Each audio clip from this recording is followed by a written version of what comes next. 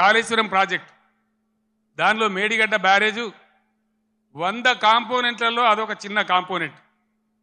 దాంట్లో కొంచెం ఇసుక జారి 2 పిల్లర్లు కుంగినాయి. అదేందో ప్రళయం బద్దలైనట్టు దేశమే కొట్టుకపోయినట్టు నేను 2-3 రోజుల తర్వాత టీవీలో కూర్చుంటున్నా. ప్రతి ఇంటికి చేరుకొని చెప్తా కాళేశ్వరం సంగతి ఏందో, ఎందుకు గట్టినమో. కాళేశ్వరం పుణ్యమే కదా ఎంత బ్రహ్మాండంగా ఈ జిల్లాలో నీళ్ళు వచ్చినాయి. ఏ విధంగా మిడ్ మానేరు ఎల్ఎండి నిండి ఉంటుండే, ఏ విధంగా చెరువులు చెక్ డ్యాములు మత్తళ్ళు దుంకుతుండే. చాలా దుఃఖం కలుగుతూ ఉంది మనసుకు. నా కండ్ల ముందే ఇంత తొందరలోనే ఈ కరెంటు మాయం కావడం, రైతులు కళ్ళలో నీళ్లు పెట్టుకోవడం, సోషల్ మీడియాలో చూస్తూ ఉంటే అనేక చోట్ల రైతులు పొలాలు కాలబెడతా ఉన్నారు, గొర్రెలను మేపుతా ఉన్నారు, గొడ్లను మేపుతా ఉన్నారు. వాళ్ళు అట్లా నాశనం అవుతుంటే కూడా నేను పేగులు మెడలేసుకుంటా పండబెట్టి తొక్త డైలాగులే తప్ప రైతు సోదరులారా భయపడకండి. ఒకనాడు ఇదే ఎస్ఆర్ఎస్పీకి నీళ్ళు తక్కువ పడితే సింగూరు డ్యాంలో ఉంటే అక్కడి నుంచి తెచ్చి వరంగల్ దాకా ఇచ్చి కూడా పంటలు కాపాడినాం. సిఆర్ గారు నా పక్కనే ఉన్నారు. ప్రభుత్వం అంటే అట్లా ఉండాలి, దమ్ము ఉండాలి, ధైర్యం ఉండాలి, రైతాంగాన్ని కాపాడాలనే ప్రేమ ఉండాలి. ఆ ప్రేమ ఉంటే, ఆ సోయి ఉంటే ఇవాళ ఈ పరిస్థితి రాకపోవు. ఎంతసేపు కేసీఆర్ని మన బదనాం చేయొచ్చా, మేడిగడ్డ ఈ గడ్డ చెప్పి మన పనులలో ఒక పన్ను వదలవుతుంది. 32 పనులు రాలగొట్టుకుంటామా, మొత్తమే ఊడగొడతామా? ఏ పన్ను అయితే ఊగుతుందో ఆ పన్ను బాగు చేసుకుంటాం, కానీ మొత్తం పనులు అయితే రాలగొట్టుకోం కదా. ఒక 2 పిల్లర్లు మొత్తం 300 పిల్లర్లు ఉంటాయి కాళేశ్వరంలో. అలా కలిసే నదుల మీద, ఉపనదుల మీద, మెయిన్ గోదావరి మీద 300 పైచిలకు పిల్లర్లు ఉండేటువంటి కాళేశ్వరం ప్రాజెక్టులో 2 పిల్లర్లు కుంగిపోయినాయని అది భారతదేశమే మునిగిపోతున్నంత బొబ్బ చేసి కేసీఆర్ మీద బదనాం పెట్టాలనే పద్ధతిలో ఇలా చిల్లర రాజకీయం చేస్తూ ఉన్నారు తప్ప మరి రైతుల మంచినీళ్ళు ఇలా మార్చి 10-12కే ఇట్లా ఉంటే రేపు ఏప్రిల్ మే నెలలో ఏం కావాలి మన గతి? ఏం కాబోతా ఉన్నది? ఏం జరగబోతా ఉంది? అందుకే ఇవాళ మళ్ళీ మీరు తప్పిపోయి దయచేసి నాయకులు, కార్యకర్తలు మీరందరూ కూడా వినోద్ గారు కోరినట్టు గ్రామాలలో చర్చ పెట్టాలి. ప్రతి బీఆర్ఎస్ కార్యకర్తకు, నాయకులు నేను విజ్ఞప్తి చేస్తా ఉన్నా. ఏ విషయం చూసినా కూడా వీళ్ళ వైఖరి సరి అనే పద్ధతిలో లేదు. ఇప్పుడు వచ్చిన ప్రభుత్వం ఒక అంకుశంలాగా బీఆర్ఎస్ ఉండాలి. బీఆర్ఎస్ బలం తెలంగాణ బలం. ఎందుకంటే బీఆర్ఎస్ తెలంగాణ దళం, తెలంగాణ గలం. శాసనసభలో కానీ పార్లమెంట్లో కానీ అన్ని విధాల ఇటు రాష్ట్రాన్ని, కేంద్రాన్ని ఒప్పించి మెడలు వంచి బ్రహ్మాండంగా పని జరిగాయనంటే బీఆర్ఎస్ ఉండాలి.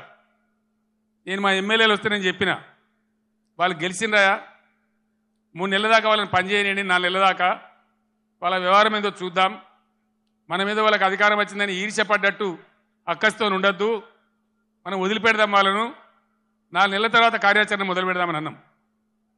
ఒక్కటంటే ఒక్క మాట మీద ఖాయం ఉండద్దా? ఉరుకుర్రి 2 లక్షలు రుణం తెచ్చుకోండి, 9 తారీఖు నాడు నేను మాఫీ, డిసెంబర్ 9 నాడే. అందుకే ఈరోజు బీఆర్ఎస్ ఎమ్మెల్యేలు ప్రశ్నిస్తూ ఉన్నారు, బీఆర్ఎస్ నాయకులు ప్రశ్నిస్తూ ఉన్నారు.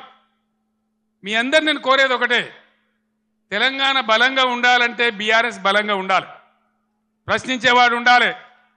తెలంగాణ సోయి ఉన్నవాడు, తెలంగాణ ఉద్యమం తెచ్చిన వాళ్ళు, పేగులు దిగేదాకా కొట్లాడినోళ్ళు, సావు అంచు దాకపోయి సావు నోట్లో తలకాయ పెట్టినోళ్ళు, వాళ్ళకు ఉంటుంది కడుపు నొప్పి తెలంగాణ గురించి.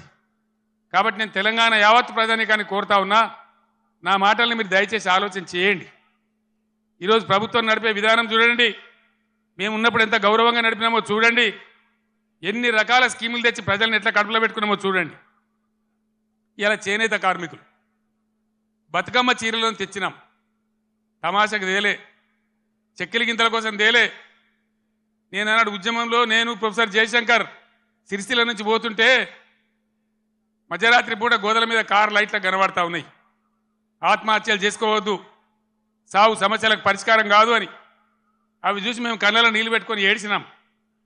60 ఏళ్ళ స్వతంత్రంలో ఇలా సావుల గురించి, ఆత్మహత్యల గురించి మాట్లాడుతున్నామంటే సిగ్గుపడాలి. తెలంగాణ వస్తే తప్ప బతకమని సిరిసిల్లలో ఒకటే రోజు 11 మంది చేనేత కార్మికులు చచ్చిపోతే పార్టీ నుంచి నేను 50 లక్షల రూపాయలు తెచ్చి మీ దండం పెడతామని ఒక ఏడాది దాకా చావకుండ్రి, తెలంగాణ వచ్చేదాకా బతకండి, మేము మిమ్మల్ని బతికించుకుంటామని చెప్పినామన్నాడు.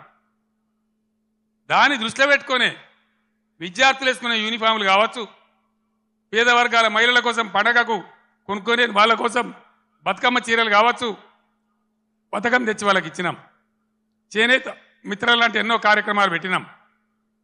మీరు చూస్తూ ఉన్నారు, గత 7-8 సంవత్సరాల నుంచి చేనేత కార్మికుల ఆత్మహత్యలు ఆగిపోయినాయి. పవర్ లూమ్స్ వాళ్ళని ఎంకరేజ్ చేసినాం, వాళ్ళని కాపాడే ప్రయత్నం చేసినాం.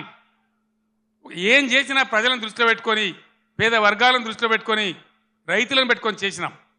నేను వ్యవసాయ స్థిరీకరణ అని ఒక మాటలో చెప్పిన, దేశంలో ఎవ్వరు కూడా పిలువనటువంటి మాట రైతు బంధు అని పేరు పెట్టి రైతు బంధు తెచ్చినాం. 24 గంటలు ఫ్రీ కరెంట్ ఇచ్చినాం. రైతు పండించిన ప్రతి గింజను కనీస మద్దతు ధరకు కొని నేరుగా వాళ్ళ బ్యాంకులోకి డబ్బులు పంపినాం. ఈ సదుపాయం వల్ల తెలంగాణ రైతాంగానికి గుండె ధైర్యం వచ్చింది.